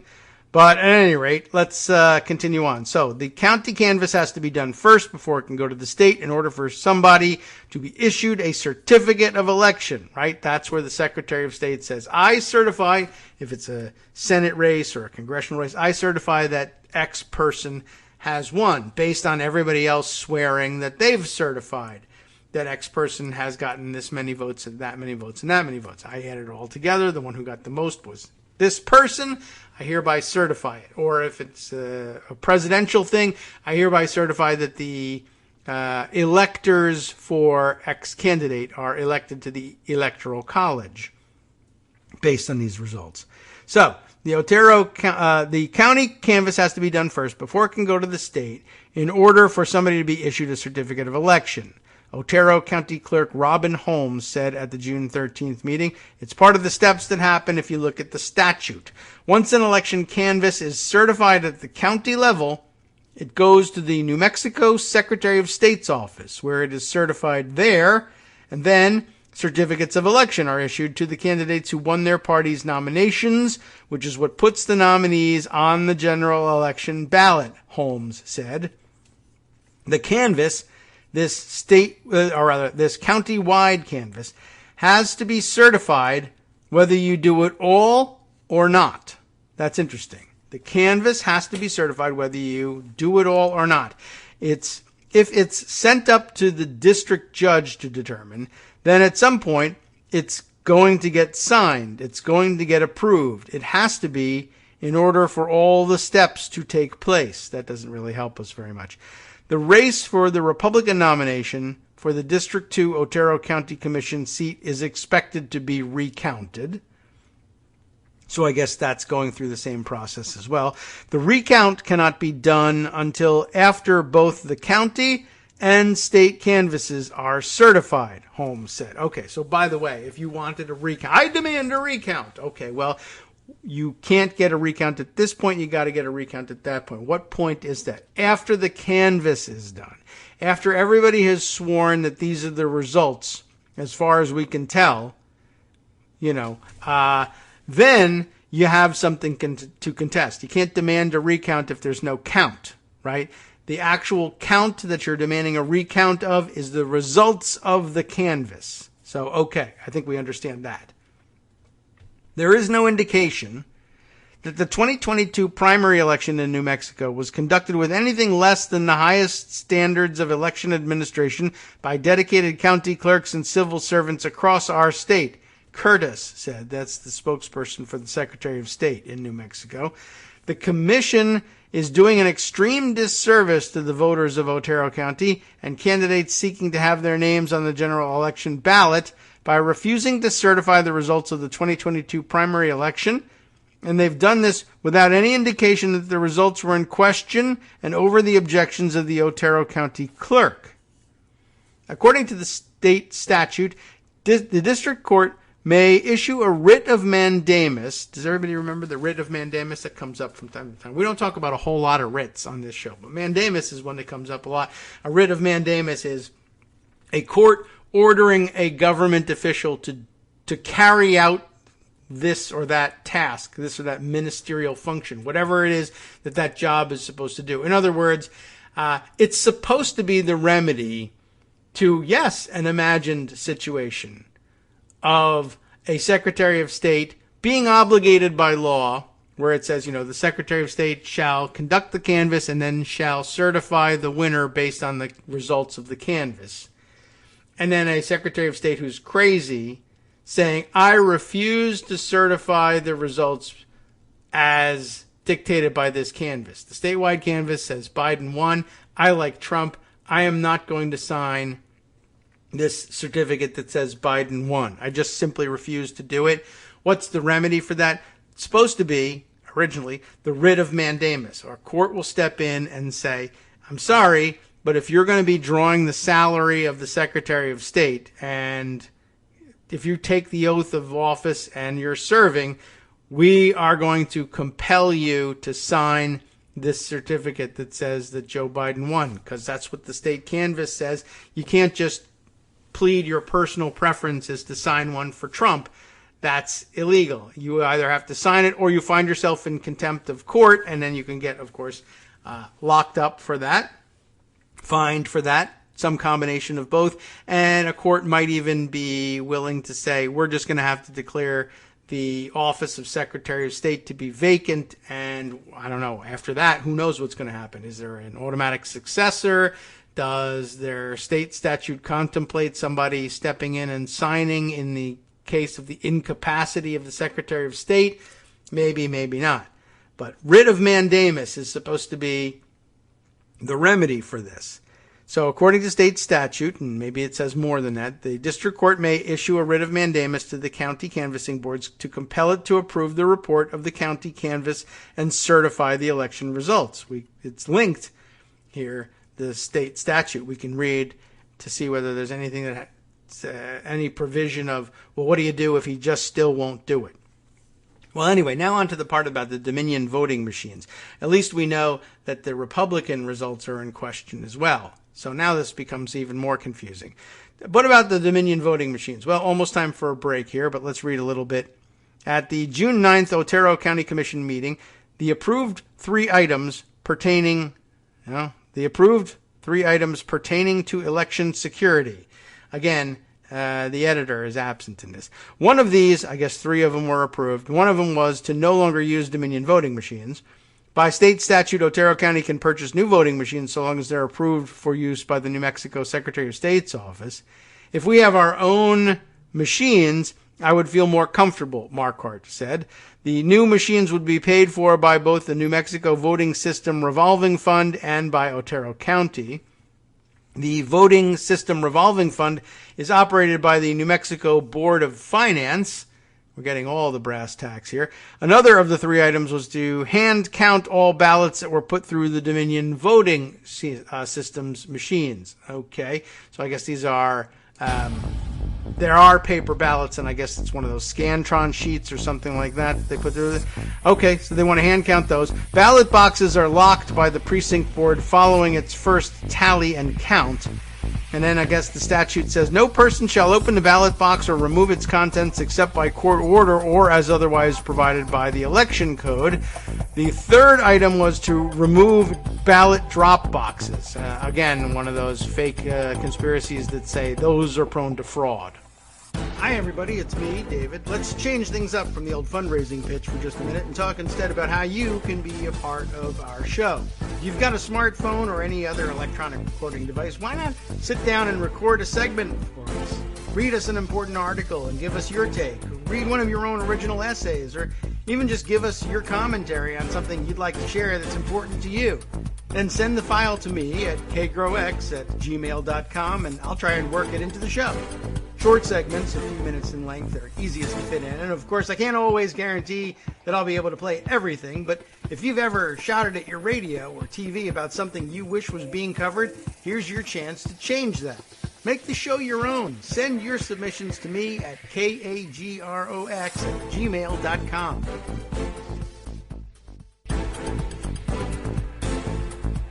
All right, welcome back now to the Kagro in the Morning Show here on Netroots Radio. I don't know. I'm beginning to think that maybe the Alamogordo Daily News doesn't unravel too much, although it does make mention of the Republican results being in question too. I mean, I was wondering, well, why is it that only the Democratic results are in question? But I guess that that's not the case, which, I mean, helps explain a little bit of what's going on. It was definitely very shady sounding that they were only objecting to the Democratic results, but it's still not entirely clear what's going on. But the race for the Republican nomination for the District 2 Otero County Commission seat is expected to be recounted. But, I don't know. I guess I'm also thinking it doesn't really say up front. Is that even what? I don't even know what they were counting votes for. Does it say up front here, the Otero? Okay, they didn't approve the 2020 primary election canvass for what? That I'm not sure. And I guess we're talking about the race for seats on the Otero County Commission, which I guess I was thinking the whole time. Are we talking about a primary election for what? State legislature? For Congress? For what? And it's not entirely clear. Let's see. Back to the AP story. Votes in a New Mexico community are at risk of not counting after a Republican-led commission refused to approve primary election results over the distrust of Dominion vote tallying machines. Okay. But it doesn't say what primary election they were dealing with, which is kind of odd and a bit of an oversight here, but I guess it was for local office, for seats on the very board that was responsible for this decision to refuse to certify, which is also an interesting twist, and it turns everything in on itself here. But I mean, I guess there's no reason why they couldn't decide to do something similar for a larger or a more important race, although I guess it is a pretty important race given what they're deciding they have the power to do. Well, very interesting. As far as the New Mexico statute involved and cited in the Alamogordo Daily News piece, it is the 2019 version of New Mexico's statutes, Chapter 1, Elections, Article 13, Post-Election Duties, Sections 113.12, on post-election duties and mandamus to compel canvass. Very interesting sounding. But But basically saying that mandamus is the remedy, and who has standing, if you're wondering about who has standing to bring such a case, it may be brought upon petition of any voter. The district court, upon petition of any voter, may issue a writ of mandamus to the county canvassing board to compel it to approve the report of the county canvass and certify the election returns.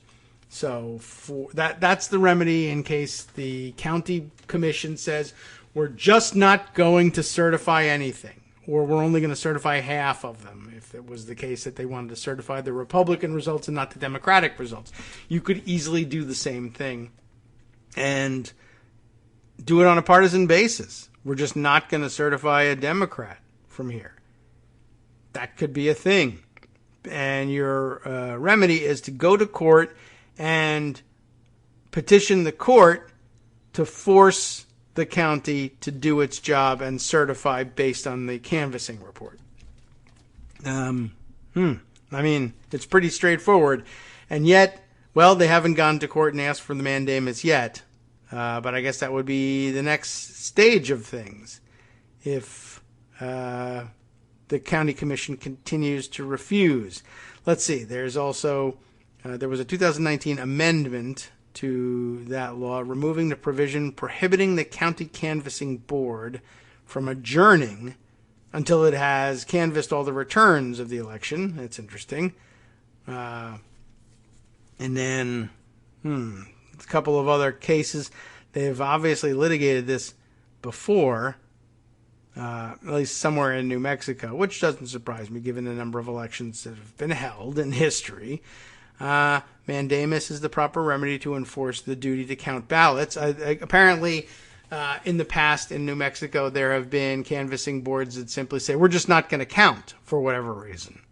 And the courts in New Mexico, and I'm sure everywhere else, have held that mandamus is the proper remedy there.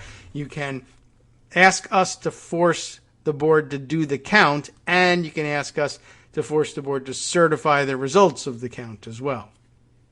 Not surprising, but just, I guess, some indication of how deep in the weeds they're willing to go. And I guess you could call this Alamogordo or the Otero County thing, even though they're dealing with a county commission race, a dry run for everything else that they might want to do. And it could, in fact, there's no reason why you couldn't apply it on a partisan basis and say, we don't have any particular, they don't have any particular reason to distrust Dominion voting machines. Nothing that makes any sense anyway, nothing that's evidence-based. But I mean, you could just do it from a purely egalitarian point of view. I refuse to certify the results of the Democratic race. And those results have to be certified by X date, or else the rest of the statute says that the, candidates whose primary election results haven't been certified by X date can't get the party nomination, and it's a party nominee who gets space on a statewide ballot for the general election, and so therefore there's been no one certified to that because these guys refused to certify it for no reason in particular. What do? You'd have to take it to the judge, and the judge would have to say, well, the law says you can't get on the ballot until you're certified, and they won't certify the person. The law also says that the court can issue a writ of mandamus to the commission, forcing them to certify. I have done that. They haven't certified. So my remedy there is I can put the board members in jail, but do I have the power to certify in their stead so that Democratic voters aren't denied the opportunity to vote for someone from their party who should have been duly authorized and given access to the ballot? Probably. But then I guess the question is, if you can get county commissioners, or even in the case of Nevada, possibly, and other states, secretaries of state who simply will refuse to certify these things, couldn't you end up with a judge who says, I don't have to issue a writ of mandamus, I'm not gonna? Yeah, you could. Now, of course, you're talking about you got to have all the pieces in place. You got to have a secretary of state who won't do it and a judge who won't issue the writ of mandamus.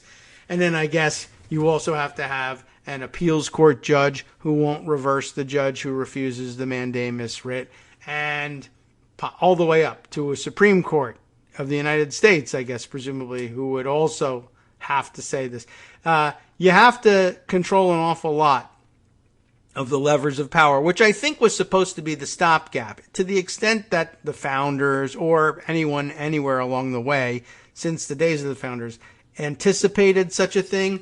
They probably said, well, look, I mean, if you control government top to bottom, from the county commission to the Secretary of State to the state courts to the federal appeals courts to the Supreme Court, and can manage to just rig things your way, your gimmitarian way, all the way from the county commission to the Supreme Court of the United States, then, yes, we have a problem, true, but how do you get to that stage? You have to win an awful lot of elections in order to get that done.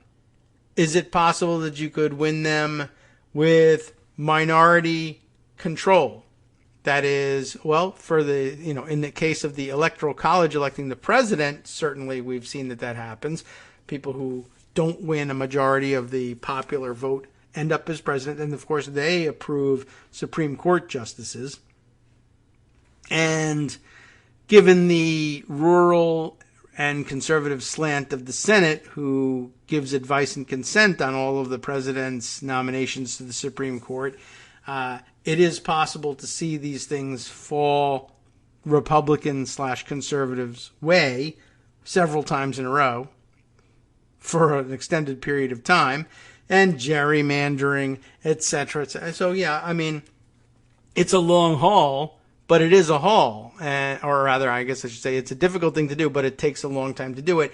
And maybe they just felt like, all right, well, we can't write the perfect system, but in order to rig the system to this level, you have to be a fairly viable national party at some level in order to win at each of these levels and be able to have your hands on the levers. And that is true. But we are also experiencing the reality of it, which is to say, well, in addition to gerrymandering and the Electoral College's bias in favor of rural and conservative states, and the weird apportionment of representation in the Senate, yeah, you could in fact get to this if you have 2 or 3 people in the right place who will just simply say, okay, I don't have to necessarily pay attention to election results at all. I can just approve what I want and hand the case over to the courts and see if the courts don't feel embarrassed by all of this. But it's there, and it's a plan that's in the works. And now that we can jump back maybe to some actual news besides my stupid analysis of it, there are a couple of related items that we might want to add to the pile here. For instance, the fact that Washington Post reports more than 100 Republican primary winners back Trump's false fraud claims, and some of them will be in a position, if they should win their election, to decide whether they are going to certify election results based on gimmitarian principles.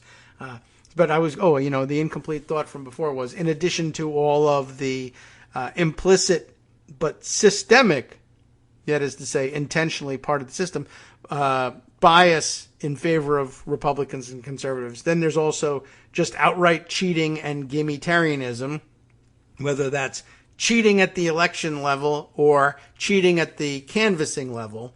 But either way, that's just an additional layer of protection on top of what the system affords Republicans and conservatives.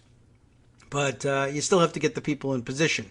And it looks like they're having tremendous success doing that. A Washington Post analysis shows the former president's election denialism has become a price of admission in many Republican primaries. Amy Gardner and Isaac Arnsdorf report this story, and it looks to be rather lengthy. We'll give you a flavor for it and then jump around a bit, I think, so that you can see how widely or what a wide net is being cast here. So, I don't know. Let's start with their reporting. J.R. Majewski marched to the U.S. Capitol on January 6th, you know about that, and tweeted a photo with the caption, "It's going down on 1/6." Last month, he won the Republican nomination in an Ohio congressional district along Lake Erie. Monica De La Cruz, an insurance agent, contested her defeat in 2020 by repeating former President Donald Trump's disproved allegations of mail ballot fraud. For a second time, De La Cruz is the Republican nominee for a Texas House seat that touches the Mexican border. In an open primary in a safely Republican Georgia district, all 9 candidates questioned the 2020 results. Of the 2 candidates who advanced to this month's runoff, lawyer Jake Evans touted his past efforts to, quote, overturn elections, while physician Rich McCormick emphasized that he refused to concede in a 2018 race. How about that? "No one was hurt by voter fraud more than myself," McCormick said during a May debate. About a third of the way through the 2022 primaries, voters have nominated scores of Republican candidates for state and federal office who say the 2020 election was rigged, according to a new analysis by the Washington Post. Well, folks, this is why I keep saying that Trump Mustang, as I like to put it on Twitter. What can I tell you? They didn't have this problem in Romania, and there's a reason for it. There weren't 100 mini wannabe Ceausescus running for local and whatever, provincial office in an effort to redeem the Communist Party of Romania after Ceausescu's execution. I think the message was fairly clear. But in this country, go for it, I guess. We're so enlightened in that respect. Many people would say it's true. Anyway, district by district, state by state, voters in places that cast ballots through the end of May have chosen at least 108 candidates for statewide office or for Congress, which has a final say in all of this, who have repeated Trump's lies. The number jumps to at least 149 winning candidates out of more than 170 races, when it includes those who have campaigned on a platform of tightening voting rules or more stringently enforcing those already on the books, despite the lack of evidence of widespread fraud. Okay, well, that may be a bit of a stretch. I think 108 is quite enough when it's straight-up election denialism. Then a graphic illustrating where most of this stuff has happened. In the governor's race, I guess, the Democratic nominees who have denied or directly questioned the 2022 or 2020 election result are, let's see, in the darker red here, 1, 2, 3, 4, 5 of them, 4 for which the Post found no evidence of a public denial, but where the candidate is campaigned on making the issue of making elections more secure, despite lack of evidence of any fraud. The similar things have happened here for Attorney General. In 4 states, Republicans have nominated deniers. In Secretary of State races, Republicans have nominated at least 1 outright denier. You see this is going on a number of levels. Lieutenant governor, similar results. Senate races, and then House races in Alabama, Arkansas, Georgia, Idaho, Indiana, Kentucky, Nebraska, North Carolina, Ohio, Oregon, Pennsylvania, Texas, and West Virginia. They run into similar problems. The analysis offers a fresh portrait of the extent to which embracing Trump's false claims has become part of a winning formula. The candidate in the box formula now says you got to be an election denier. Become part of a winning formula in this year's GOP contests and what it means for the immediate future of American democracy. The majority of election-denying candidates who have secured their nominations are running in districts or states that lean Republican, according to Cook Political Report's ratings, meaning they are likely to win the offices they are seeking. Mind you, they haven't won them yet, but they are likely to. Many will hold positions with the power to interfere in the outcomes of future contests. to block the certification of election results, to change the rules around the awarding of their state's electoral votes, or to acquiesce to litigation attempting to set aside the popular vote. As the House committee investigating the January 6th attack laid out in vivid detail a hearing on Monday, Trump's obsession with discrediting and overturning the 2020 result began even before Election Day. Members of his inner circle testified that they repeatedly told him that his fraud claims were baseless. Of course, we heard all about that. But the Post's analysis showed the pervasiveness of his untruths within the GOP a year and a half later. Despite some high-profile setbacks for his candidates, notably in Georgia, Trump's demand that fellow Republicans embrace the cause of election denialism has become a price of admission in most Republican primaries. The collection of falsehoods that committee members have described as the big lie is now a central driving force of the Republican Party. These office holders are so important, said Joanna Lidgate, who leads the States United Democracy Center, a nonprofit that promotes free and fair elections. They are going to be the ones on whose backs our democracy survives or doesn't. The Post's analysis includes outcomes in the 14 states that held nominating primaries or conventions through the end of May. The survey includes contests for Congress and all statewide offices with power over election administration: governor, lieutenant governor, attorney general, and in most cases, the Secretary of State.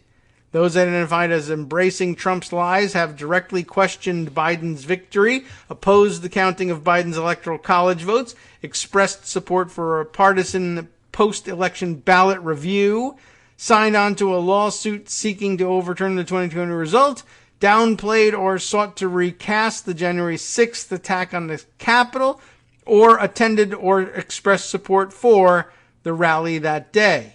At least one of those things each. The candidates counted as winners include those who have advanced to runoffs but have not yet secured their party's nomination. So the numbers will fluctuate. They may go up or down, but the problem is pretty obvious and pretty stark. Okay, let's see. In the few minutes that we've got left, there are a couple other items we should probably hit to bolster these claims. Let's see. We have, of course, the New York Times reporting on a similar subject. Far-right Republicans press closer to power over future elections. This is the Nick Corus. Remember, we were having trouble with his name yesterday. Is he Nick Coruscanti or Nick Corusaniti? At any rate, whichever pronunciation Nick prefers, he's working with Reed Epstein on this piece in the New York Times. Similarly focused. Midway through the primary season, the party has nominated several candidates who deny the 2020 outcome for posts that will have significant sway over the 2024 presidential elections. Just to give you an idea of how they lead their article, the potential for far-right Republicans to reshape the election systems of major battleground states is growing much closer to reality. At the halfway point, or nearing the halfway point of midterm year that is vastly friendlier to Republicans, the party's voters have nominated dozens of candidates for offices with power over the administration and certification of elections who have spread falsehoods about the 2020 presidential contest and sowed distrust in American democracy. The only way to restore trust, these candidates say, is by electing them. In Michigan, Pennsylvania, and now Nevada, Republican voters have elevated candidates who owe their political rise to their amplification of doubts about Joe Biden's victory and who are now vying in elections for governor, secretary of state, and attorney general, offices that will hold significant sway over the administration of the 2024 presidential election in critical swing states. That's the basics of it. And, well, you knew that to be true, but now it is verified for you from two of our national papers of record. By the way, another interesting piece from Talking Points memo, Matt Schuham reporting, in this case, a far-right law enforcement movement, getting in on this, is fueling the effort to infiltrate voting machines. Back to the concern that's bothering the folks on the local level in New Mexico. And here, backed by law enforcement officials. This is interesting. On this dude and this his name and picture are familiar to us. He keeps coming up. Local sheriff who's involving himself in this nonsense. A far-right nationwide membership organization of county sheriffs has turned its focus to Donald Trump and Dinesh D'Souza-inspired claims of voter fraud. And it's creating big problems for state officials worried about actual election integrity. The so-called constitutional sheriff movement holds that a sheriff's authority in their county trumps that of any other law enforcement agency, and that sheriffs can ignore any law they consider unconstitutional. This, of course, rises to the level of sovereign citizen movement, quite honestly. And isn't it interesting that their particular theory is that the Constitution, though it doesn't say anything about this, inherently pronounces them, the office that they happen to hold, the ultimate law enforcement authority in the United States. And no one else can tell them what to do. I mean, it's odd that they've decided through their scholarly approach that the top law enforcement authority in the country is, well, it's not me personally, it's the office I happen to hold. Now, if they happen to be elected to a different office, they might think, well, this one is the ultimate law enforcement authority. But for now, I hold this office, and so therefore this is the one. The so-called, constitutional sheriff movement. At least one sheriff affiliated with this movement has already gotten his hands on election equipment. The top lawman in Barry County, Michigan, reportedly took possession of at least one ballot tabulator last year, with the county's clerk later saying the machine had been taken to Detroit and disassembled. Now the sheriff has filed suit against state officials and the Michigan State Police, saying they've illegally usurped his authority with their own investigation, and referring to the state police as an unelected and unaccountable strong arm of the state. Like, what do you do if your local sheriff claims the right to seize your voting equipment in contravention to state law? Well, I guess you send the state police to say to the local sheriff, no, we're the authority above you. And he says, no, I read the Constitution to say the opposite. Oh, okay. Well, I mean, you either have a gun battle or a lawsuit. Thankfully, it's settled at the lawsuit level so far. The organization behind the movement, the Constitutional Sheriffs and Peace Officers Association, whatever that is hoping others join the fight. In a press release last month, CSPOA called on law enforcement around the country to come together in pursuit of the truth regarding the 2020 elections. At the bottom of the press release, a CSPOA membership link beckoned curious sheriffs and their supporters, learn how we restore liberty in America. Join the posse. Would you like to claim that you're the ultimate law enforcement authority in the country? Click here. Basically, for a year and a half, one sheriff in Michigan has demonstrated the lengths to which those in the constitutional sheriff movement will go to pursue claims of election fraud, no matter how flimsy, and that's Barry County, Michigan's Dar Leaf. You remember the name? You'll recognize his picture if you click through. After Leaf's December 2020 lawsuit seeking to impound voting machines was laughed out of court, the sheriff dispatched a deputy and a private investigator to go from town to town in Barry County last year, grilling township clerks on the intricacies of their voting machines and alarming more than a few of them in the process.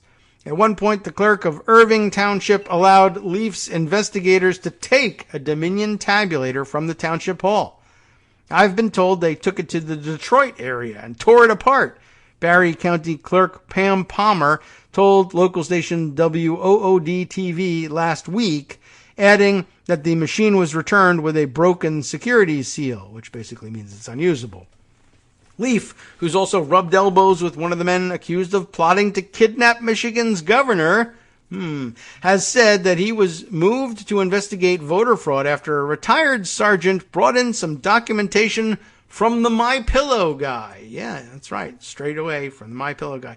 Emails reported by Bridge, Michigan last year showed the sheriff's impressive connections. An attorney for Leaf, Carson Tucker, not Tucker Carlson, but Carson Tucker, was in touch with Sidney Powell, the renowned genius Sidney Powell, as well as with a contact for another big lie figure, Lynn Wood. My client, Barry County Sheriff, and several other county sheriffs in Michigan would like to consider issuing probable cause warrants to sequester Dominion voting machines if there is evidence of criminal manipulation. One of Tucker's emails read, well, unfortunately for them, there is no such evidence. When state investigators began looking into the situation in Irving Township, Leaf doubled down, stating in a lawsuit last week that they'd subpoenaed the sheriff's deputy who was working on the probe and confiscated documents and voting machines that were part of and subject to the ongoing investigation. Leaf referred to state police in the complaint as an unelected and unaccountable strong arm of the state, a partisan and politically controlled, run and operated state police force in every sense of the term. He asked the judge to tell the state to butt out. An attorney for Leaf, Stephanie Lambert-Gentilla, there's several of them here, several of his attorneys, did not respond to requests for comment. The Irving Township clerk caught in the crossfire of Leaf's investigation, Sharon Olson, declined to comment. Richard Mack, the congressional sheriff's founder and leader of their movement, was blunt in an interview with TPM last week. He would be within his rights to arrest them for interference and obstruction of justice, he said, of Leaf's standoff with the state police. Well, good luck with that. Just in terms of numbers.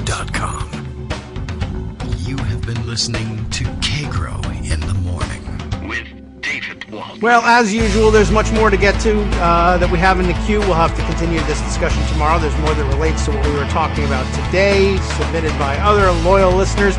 For now, though, the loyal follow-up to our show, Justice Putnam with the West Coast Cookbook and Speakeasy, following our show right here on Netroots Radio, as always. Stay tuned.